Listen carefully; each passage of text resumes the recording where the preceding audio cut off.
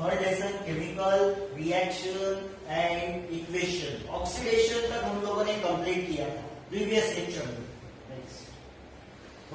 अभी कौन कौन से ऑक्सीडेंट है? ऑक्सीडेशन, हम लोगों ने ऑक्सीडेशन का डेफिनेशन देखा था। क्या डेफिनेशन देखा था? The reaction in which oxygen gains और हाइड्रोजन लॉस, उसको बोलते हैं ऑक्सीडेशन। और ऑक्सीडेंट का या फिर ऑक्सीडाइजिंग एजेंट का डेफिनेशन देखा था। क्या डेफिनेशन था? विच प्रोवाइड्स ऑक्सीजन, ऐसे सब्सटेंस को क्या बोला जाता है? Oxidising agent. तो जो प्रीवियस हम लोग का लेक्चर था उसमें हम लोगों ने देखा था कि potassium dichromate in the presence of sulphuric acid क्या प्रोवाइड करता है? ऑक्सीजन, और वो ऑक्सीडेशन रिएक्शन कराता है।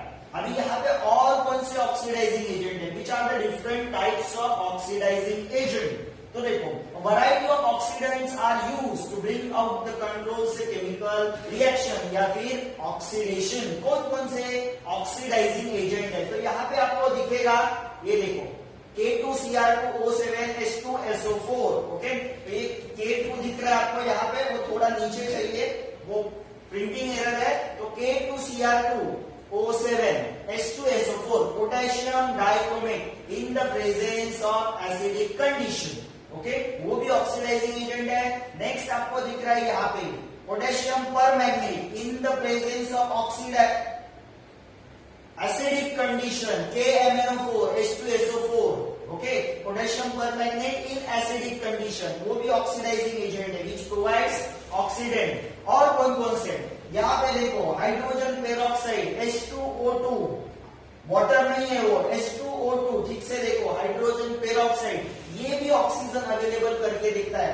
इसको बोलते हैं माइल्ड ऑक्सीडेंट, माइल्ड ऑक्सीडेंट बोलते हैं। ओके, नेक्स्ट और एक है ओजोन, आपको यहाँ पे दिखेगा O3, वो भी है ऑक्सीडाइजिंग एजेंट। ओके, वो भी ऑक्सीजन अवेलेबल करके देता है।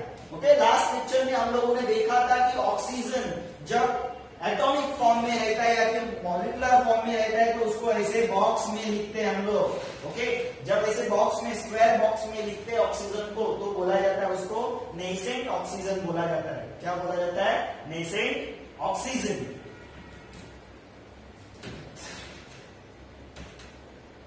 नेक्स्ट, अभी हम लोग यहाँ पे देखेंगे कि हर एक ऑक्सीडाइजिंग एजेंट कैसे ऑक्सीजन अवेलेबल करके देता है। यहाँ पे आपको दिखेगा ओजोन। ओके, वो डिसोसिएट होगा और क्या देगा?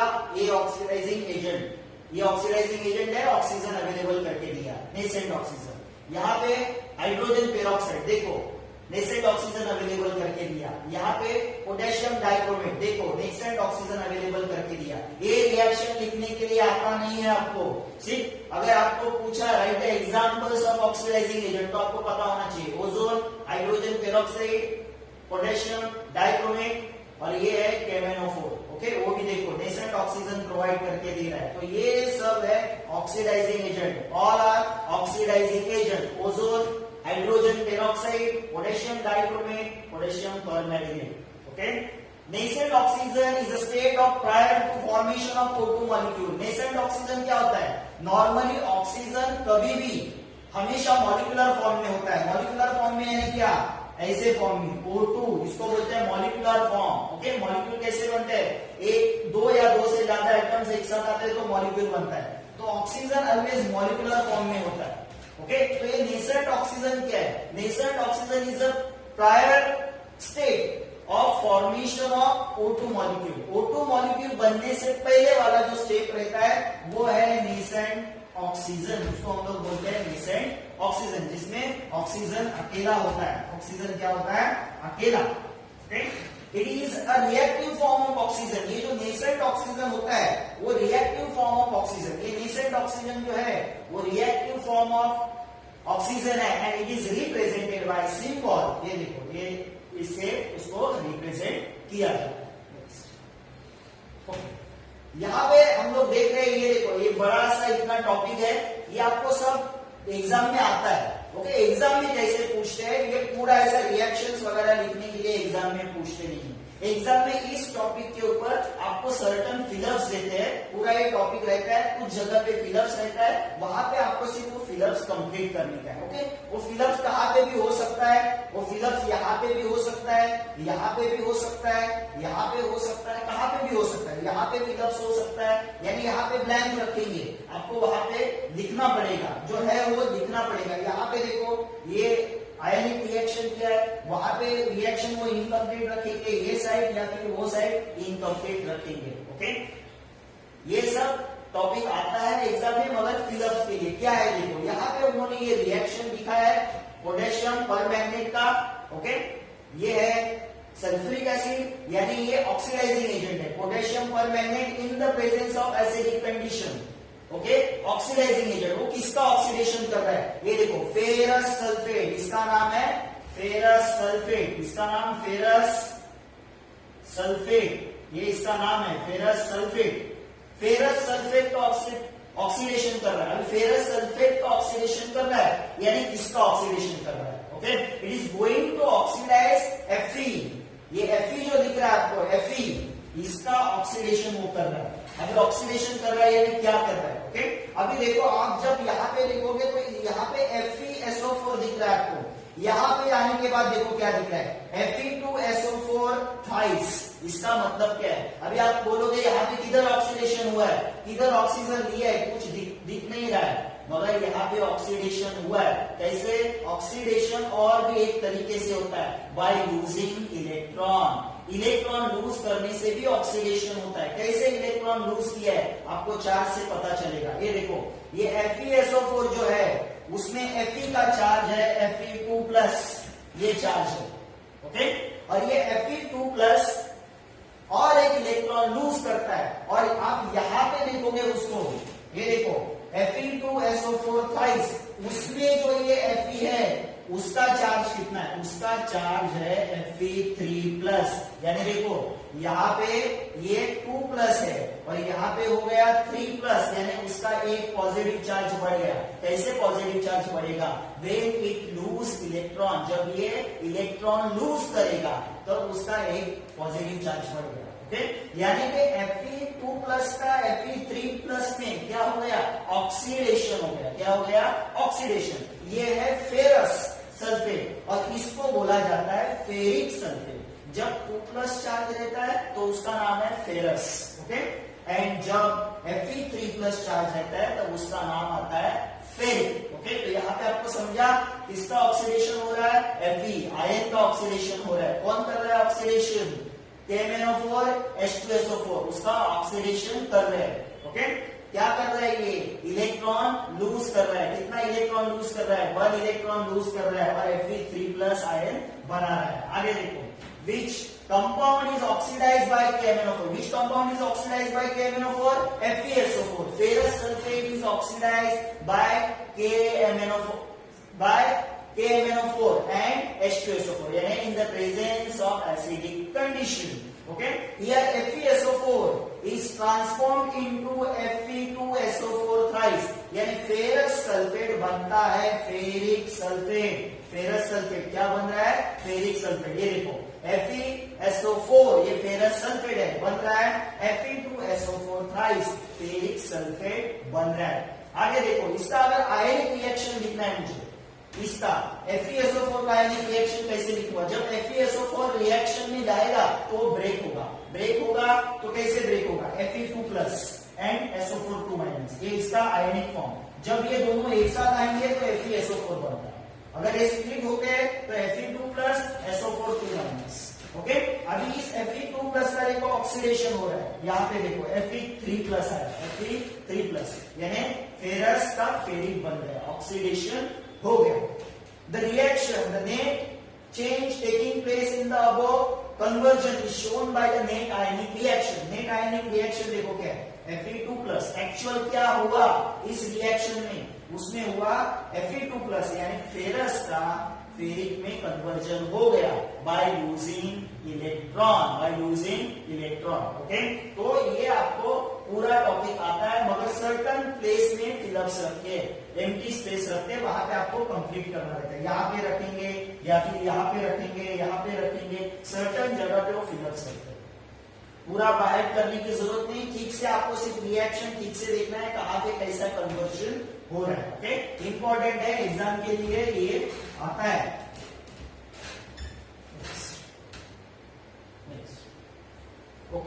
Okay, these net ionic reaction represented by oxidation brought about by KMnO4. Okay, oxidation किसने किया? उसका FeSO4 का KMnO4 में। When the ferric ion is formed from the ferrous ion, हम लोगों ने देखा ferrous ion यानी Fe2+ से कौन सा आयन बन गया? फेरिक यानी Fe3+ आयन बन गया। The positive charge is increased, positive charge कितने से इंक्रीज हो गया? 1 से। Fe2+ था, उसका Fe3+ बन गया, यानी पॉजिटिव चार्ज इंक्रीज हुआ 1 से। While this happens, the ferrous ion lose 1 electron. तो ये Fe2+ Fe3+ में कैसे कन्वर्ट होगा? जब वो एक इलेक्ट्रॉन लूज करेगा। When the Fe2+ ion loses electron, it will convert into Fe3+ ion.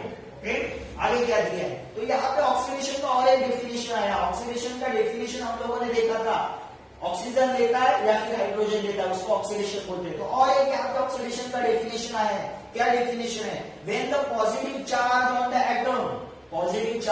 Atom और एन आयन किसी भी एटम के ऊपर या फिर आयन के ऊपर, ओके, ऐसा Fe लिखा तो ये एटम है, Fe2+ लिखा तो वो आयन हो गया। देखो चार्ज आया यानी आयनिक फॉर्म में आया, यानी कि डेफिनेशन क्या बोल रहा है? When the positive charge on atom और आयन, एटम या फिर आयन के ऊपर का अगर पॉजिटिव चार्ज बढ़ता है, इंक्रीजेस, क्या होता है?